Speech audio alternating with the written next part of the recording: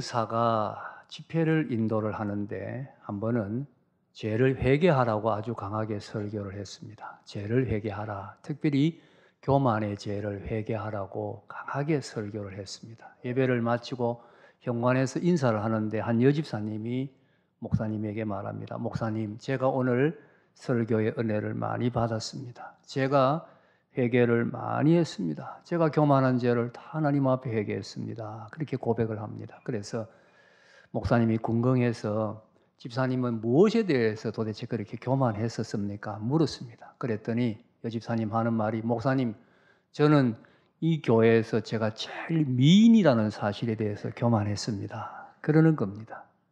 목사님께 여집사님을 빤히 쳐다보면서 하는 말이, 집사님, 그건 교만의 죄가 아니라 착각의 죄입니다. 그랬답니다. 하나님께서는 하나님의 일을 이루어 가심에 있어서 사람을 사용을 하십니다. 큰 일이든 적은 일이든 사람을 쓰셔서, 사람을 사용하셔서 하나님의 일을 이루십니다. 하나님의 일에는 큰 일이냐 적은 일이냐 이것은 중요하지가 않습니다. 우리가 달란트 비유를 잘 알고 있습니다.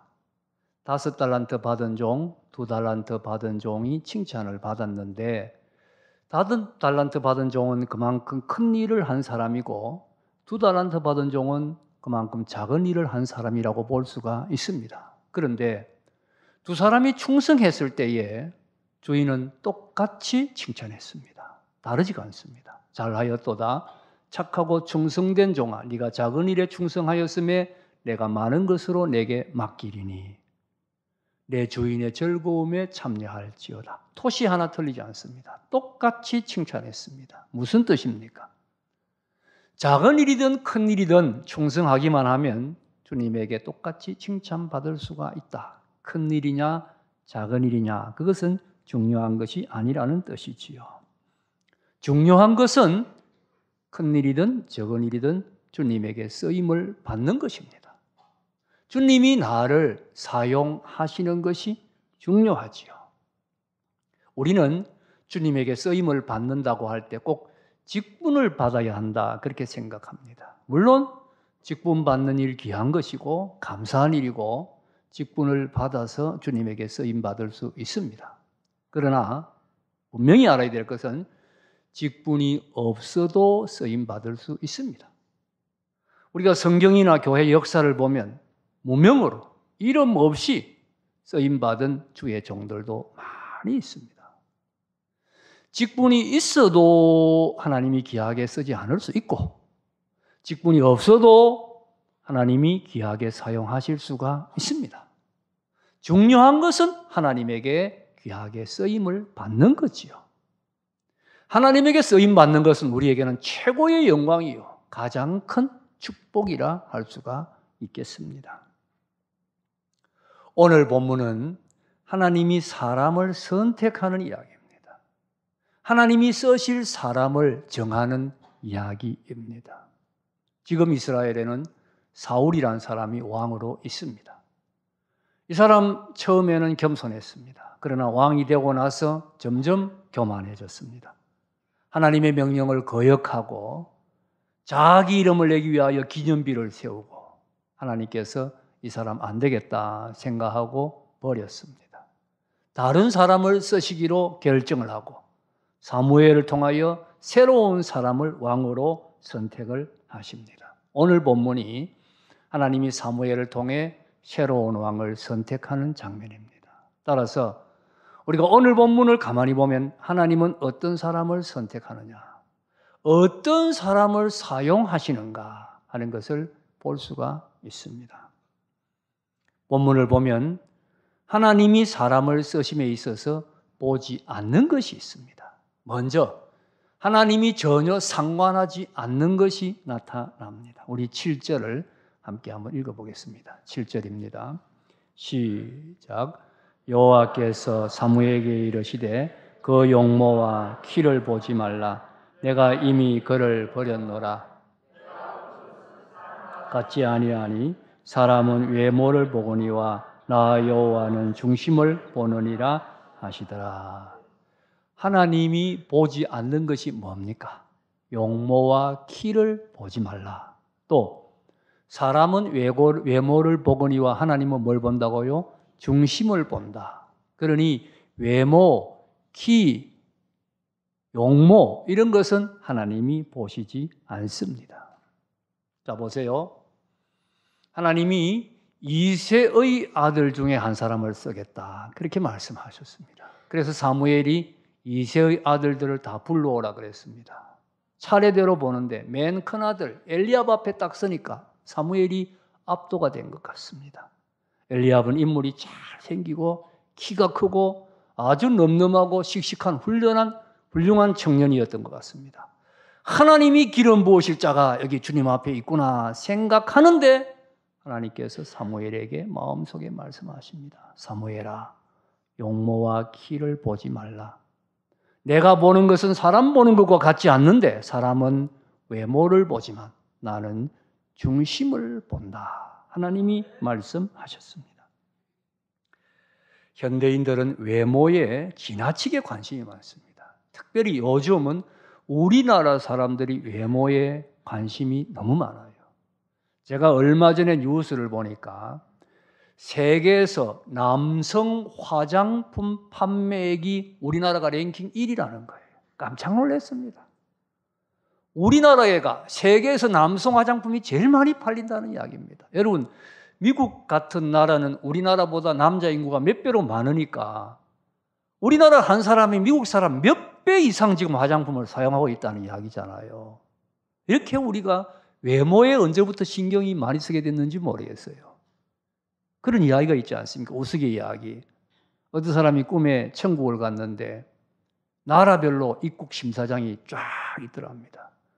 근데 보니까 다른 나라들은 다 들어가고 별로 사람이 없는데 우리나라만 줄을 길게 늘어서 있더라는 거예요.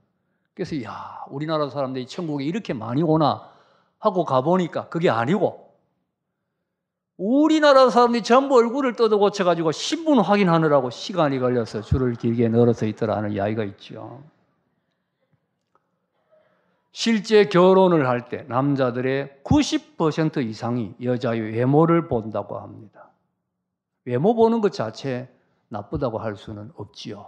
그러나 외모를 보다가 정말 중요한 그 속을, 중심을 보지 못했다면 실패입니다.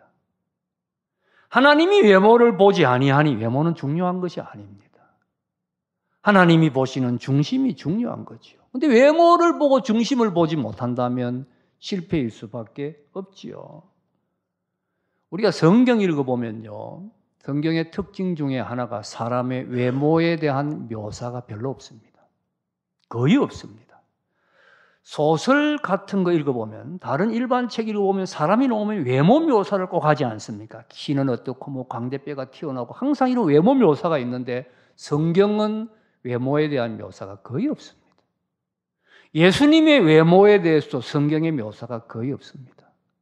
무슨 뜻입니까? 하나님이 외모를 중요하게 생각하지 않는다는 뜻이지요. 외모라고 하면 키나 용모뿐만 아니라 외부적인 조건, 배경 이런 것도 다 외모에 들어갑니다. 우리는 이런 거 보는데 아주 익숙해져 있습니다. 누구 집 자녀냐, 가문이 어떠냐, 학벌이 뭐냐, 수입이 어떠하냐, 재산이 얼마냐 이런 것들도 다 외모에 속합니다. 하나님은 이런 것들에 관심이 없습니다. 하나님이 사람을 쓰실 때 이런 것 보지 않습니다. 외모, 조건, 배경, 학벌 이런 거 중요하지 않다 하는 거 먼저 명심해야 합니다. 그러면 하나님은 사람을 쓰실 때 무엇을 보십니까? 무엇을 하나님이 보시고 그 사람을 쓰십니까? 7절을 우리 다시 읽어보십시다. 7절 다시 읽습니다. 시작. 여호와께서 사무엘 내가 이미 그를 버렸노라. 내가 보는 것은 사람과 같지 아니하니 사람은 외모를 보거니와 나 여호와는 중심을 보느니라 하시니라. 하나님은 무엇을 보신다고요? 중심을 보신다고 했습니다. 중심. 중심이란 마음을 가리키지요. 그리고 이 마음은 하나님이 계시는 곳입니다. 그러니 중심이란 말은 다르게 말하면 하나님과의 관계, 하나님 앞에서의 진실한 모습, 바로 그것을 하나님께서 보신다는 뜻입니다. 본문을 좀 더 자세히 생각해 보십시다. 사무엘이 뿔에 기름을 채워서 베들레헴에 왔습니다. 그리고 이새의 아들 중에 하나님이 기름 부을 자가 있으니까 아들을 데리고 오세요 해서 정결케 해서 데리고 왔습니다. 하나씩 앞에 서서 보는데 하나님이 다 아니라고 합니다. 7 아들을 다 보았는데 하나님이 선택할 사람이 없습니다. 사무엘이 이새에게 묻습니다. 아들이 더 없습니까? 이새가 대답하지요. 막내가 하나가 있는데 양을 지키고 있습니다. 무슨 뜻입니까? 아니라는 겁니다. 막내가 하나 있기는 있는데 그건 변변치 않습니다. 누가 봐도 아닙니다. 아니기 때문에 안 데리고 왔습니다. 그런 뜻이죠. 아버지뿐만 아니라 형제들도 다 마찬가지입니다. 모두가 인간적인 조건으로 보아서 막내는 아니라 단정하고 있습니다. 그런데 하나님은 이런 다윗에게 기름을 붓습니다. 하나님은 다윗의 중심을 보셨기 때문이지요. 중심을 보셨기 때문입니다. 그러면 구체적으로 생각해 보십시다. 하나님이 보신 다윗의 중심, 그게 뭐냐? 다윗의 마음 중심에 무엇이 있었기에 하나님이 그것을 보시고 다윗을 선택을 하셨겠습니까? 그것은 첫째는 믿음입니다. 믿음. 하나님이 보신 다윗의 중심, 첫째는 믿음입니다. 그렇습니다. 하나님은 사람을 쓰실 때 먼저 그에게 믿음이 있느냐, 그것을 보십니다. 하나님이 쓰실 사람은 하나님의 일을 할 사람이지 않습니까? 하나님의 일은 하나님 주시는 힘으로 하나님의 능력으로 해야 됩니다. 하나님의 힘으로 하나님의 능력으로 일을 하기 위해서는 내게 믿음이라는 통로가 있어야 됩니다. 그렇지 않습니까? 내가 하나님을 믿고 의지해야 하나님이 나를 통하여 일을 하실 수가 있습니다. 그러니 하나님이 사람을 쓰실 때는 믿음이 있느냐, 하나님을 의지하느냐, 시시때때로 하나님을 바라보고 하나님을 믿고 있느냐, 그것을 살핍니다. 믿음이 있어야 난관이 있어도 하나님 바라보고 이겨나갈 수 있고, 믿음이 있어야 어려움이 있어도 극복하고 묵묵히 충성해 나갈 수가 있습니다. 믿음이 있느냐, 하나님은 첫째 이것을 보십니다. 다윗은 비록 어렸지만 그 마음에 믿음이 있었습니다. 오늘 사무엘상 16장, 그 다음 나타나는 그 17장의 골리앗 이야기입니다. 우리가 잘 아는 이야기지요. 골리앗은 장수요 거인이었습니다. 온 이스라엘이 그 앞에 벌벌 떨었습니다. 그런데 어린 다윗이 이 골리앗 앞에 나서지 않습니까? 그때 다윗은, 형들은 전쟁터에 나간 군사들이었지만 다윗은 형들에게 심부름이나 해야 할 어린 소년이었습니다. 사울왕의 갑옷을 입어놓으니까 몸이 거추장스러워 잘 움직일 수도 없을 만큼 그런 어린 소년이었습니다. 그런 어린 다윗이었지만 하나님을 모독하는 골리앗을 볼 때 견딜 수가 없었습니다. 장수요 거인이라 온 이스라엘이 골리앗 앞에 벌벌 떨고 있는데 다윗이 골리앗을 향하여 나가며 외쳤습니다. 너는 칼과 단창을 믿고 나오지만 나는 만군의 여호와, 네가 모독하는 이스라엘 군대의 하나님의 이름으로 내게 가노라. 하나님을 믿고 어찌하노라. 다윗의 마음에 믿음이 있었고 하나님은 이 믿음을 귀히 여기고 다윗을 사용하시는 것입니다. 하나님 사용하는 모든 사람이 그렇습니다. 히브리서 11장을 보면 하나님이 사용하신 사람들, 세상이 감당치 못했던 사람들의 명단이 쭉 나열되고 있습니다. 거기 그 사람들의 특징이 뭡니까? 한마디로 믿음이지요. 믿음으로 한결같은 믿음의 사람들, 하나님은 믿음의 사람들을 사용하십니다. 그렇다면 생각해 보세요. 나는 믿음이 있습니까? 정말 내 마음 중심에 믿음이 있습니까? 나는 하나님 의지합니까? 시시때때로 하나님 의지하고 하나님 붙들고 하나님이 내 곁에 계시고 하나님이 나와 함께 하심을 믿고 있습니까? 하나님 바라보고 하나님만 의지하고 살아가고 있습니까? 믿음이 있어야 됩니다. 하나님의 일은 믿음이 없을 때 할 수 없습니다. 믿음 없으면 말만 많아지고 소리만 시끄러워집니다. 믿음이 없으면 믿음 달라고 기도하세요. 말씀 잘 받아서 내 마음에 믿음을 쌓으세요. 그래서 믿음의 사람이 될 때 하나님께서 그를 귀하게 사용하십니다. 다윗의 두 번째 중심은 진실입니다. 두 번째는 진실입니다. 하나님이 다윗에게 붙어준 별명이 하나 있습니다. 하나님이 다윗을 부를 때 나의 종, 그 다음에 정직한 다윗이라. 하나님이 다윗을 정직하다고 직접 별명을 붙여줬습니다. 정직, 진실. 하나님이 다윗을 사용할 때 그 중심에 바로 이 정직과 진실을 보셨다는 이야기입니다.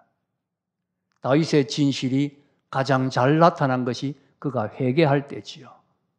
바세바와 간통을 하고 그의 남편을 죽이는 무서운 죄를 지었습니다. 나단 선지자가 찾아와서 왕이 죄를 지었다고 지적을 했습니다. 자, 참 이 결정적 순간입니다. 여기서 내가 죄를 지었다고 고백하면 온 백성들은 우리 임금님은 하나님 잘 섬기는 줄 알고 있는데 내 체면이 뭐가 되겠습니까? 채통이 뭐가 되겠습니까? 앞으로 내가 죄를 지었다고 고백해놓고 낯들고 다닐 수가 있겠습니까? 얼마나 손가락질을 당하겠습니까? 그럼에도 불구하고 다윗은 선지자가 왕이 범죄했습니다 라고 지적할 때 깨끗하게 하나님 내가 범죄했습니다 고백합니다. 진실했습니다. 한마디 변명하지 않습니다.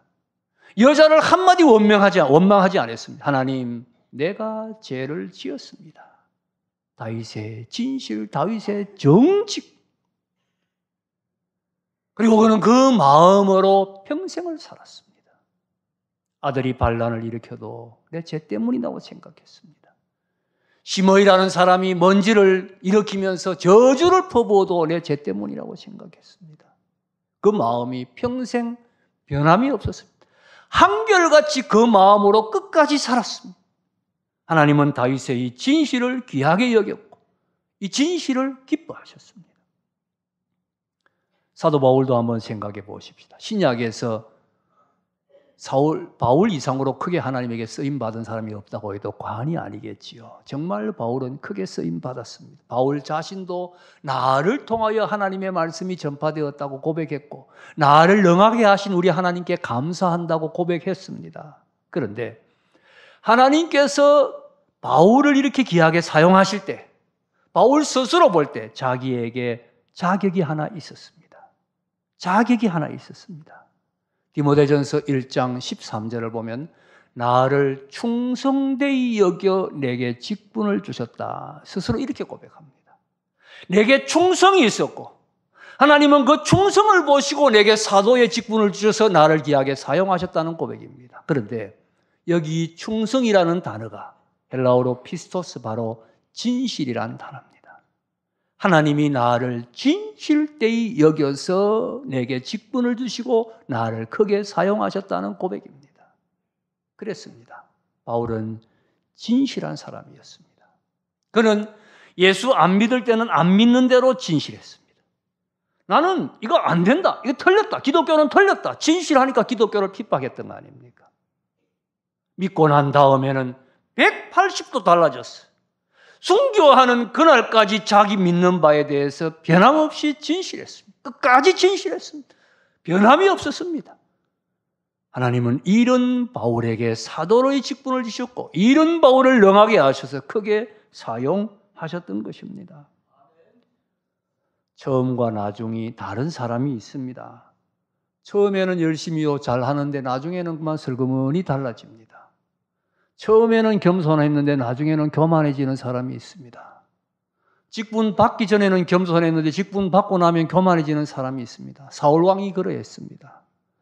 그는 왕으로 선택을 받았을 때 나는 왕 될 자격이 없다고 숨었던 사람입니다. 그러나 왕이 되고 나니까 점점 교만해지는데 하나님의 명령도 불순종하고 자기 이름을 위하여 자기를 위하여 기념비를 세웁니다. 진실하지 못한 거지요. 처음과 나중이 달라져 버린 것입니다. 여러분, 진실해야 합니다. 모든 일에 진실한 사람, 시종이 변함이 없는 사람, 하나님은 그런 사람 기뻐하시고 그런 사람 귀하게 사용하십니다. 하나님이 보신 다윗의 중심, 세 번째는 겸손입니다. 세 번째는 겸손입니다. 본문을 다시 생각해 보겠습니다. 베들레헴에 사무엘이 왔습니다. 당시 사무엘은 이스라엘의 하나님의 대리자입니다. 사무엘의 명령은 하나님의 명령이요, 사무엘의 말씀은 하나님의 말씀입니다. 그래서 사무엘이 왔을 때 베들레헴의 장로들이 두려워하면서 사무엘을 영접하면서 평강으로 오셨습니까? 물었습니다. 혹시 잘못된 일로 왔으면 큰일이기 때문입니다. 사무엘이 평강으로 왔다고 대답을 한 후에 제사를 드릴 테니, 하나님 앞에 제사를 드릴 테니 성결케 하고 제사를 준비하라고 이럽니다. 그리고는 그 제사에 이새의 아들들을 성별해서 참여시킬 것을 당부를 합니다. 우리 본문을 가만히 보면 왕을 세운다는 이야기는 하지 아니한 것 같습니다. 왕을 세운다는 이야기를 하면 사울 왕이 가만히 있지 않겠기 때문입니다. 이제 이 소식이 이새의 아들들에게 전해졌습니다. 자, 여러분, 사무엘이 어떤 사람입니까? 그에 의해 특별히 지목을 받아서 구별되어 제사에 참여한다는 것은 이새의 아들들에게 이건 영광스러운 일이 아닐 수 없습니다. 더구나 기름의 뿔에다가 기름을 가져왔다는 소문이 퍼졌을 것입니다. 왕이 된다는 것은 몰랐다고 해도 그 이새의 아들 중에 누군가에게 기름 붓는다는 것은 알았을 수 있습니다. 그렇다면 이건 정말 엄청난 시간이 아닐 수가 없습니다. 전부 그냥 단장을 하고 준비하느라고 요란 법석을 떨고 사무엘 앞에 나갔을 것입니다. 이때 다윗은 홀로 들에서 양을 지키고 있었습니다. 형님들 다윗을 데리고 갈 생각을 하지 아니했습니다. 아버지도 아예 다윗은 참여할 필요조차 없다고 생각했습니다. 아니, 종에게 맡겨놓고 올 수도 있을 텐데 그런 생각조차 하지 않았습니다. 더 중요한 것은 다윗 자신도 나는 그 대열에 끼일 필요가 없다고 생각하고 있었다는 사실입니다. 보통 생각으로는 사무엘이 왔다는데 아니 구경이라도 가고 싶을 거 아닙니까? 여러분 그때로 돌아가 생각해 보세요. 우리 동네에 사무엘 선지자가 왔는데 구경이라도 하러 가고 싶지 않겠습니까? 더구나 뿔에 기름을 가지고 왔는데 이새의 아들 중에 누군가에게 그 기름을 붓는다면 나도 한번 가보고 싶은 거 아니겠습니까? 그런데 다윗은 나는 아니라는 겁니다. 조금도 흔들리지 않습니다. 동요하지 아니하고 양을 지키고 남아 있습니다. 깨끗한 마음, 깨끗하고 겸손한 마음, 나는 아닙니다 하는 깨끗한 마음입니다. 여러분은 자신을 어떻게 생각하십니까? 내가 아니면 안 된다고 그렇게 생각하고 있지는 않습니까? 내 뜻대로 안 된다고 불평하고 소리 지르고 그렇게 하지는 않습니까? 다윗은 나는 아니라고 생각했습니다. 자기를 낮추었습니다. 나는 아니라고 생각하는 그 깨끗한 마음에 이스라엘의 가장 위대한 왕이 될 수 있는 왕권이 있었습니다. 하나님 보실 때는 그 마음이 가장 위대한 마음, 가장 높여줄 수 있는 마음, 이스라엘 역사의 가장 위대한 왕이 될 그 마음이 바로 나는 아니라고 생각하는 깨끗한 마음, 겸손한 마음. 하나님은 그 마음을 높이 들어 사용하셨습니다. 여러분, 자기를 낮추어야 됩니다. 낮추는 사람 하나님이 귀하게 여깁니다. 하나님 귀하게 사용하십니다. 높아지는 사람 하나님이 사용하지 않습니다. 겸손한 사람 하나님은 기뻐하시고 하나님은 사용하십니다. 다시 한번 우리 자신을 돌아보십시다. 하나님은 특별한 사람, 유능한 사람 찾지 않습니다. 외부적인 어떤 조건을 갖춘 사람을 찾지도 않습니다. 하나님은 우리의 마음 중심을 보십니다. 하나님을 의지하는 믿음이 있는 사람, 시종이 여일한 진실한 사람, 나는 아니라고 생각하는 겸손한 사람, 하나님이 찾으십니다. 우리 모두 이런 사람 되어서 하나님의 일에 귀하게 쓰임 받는 여러분 다 되시기를 주님의 이름으로 축복합니다.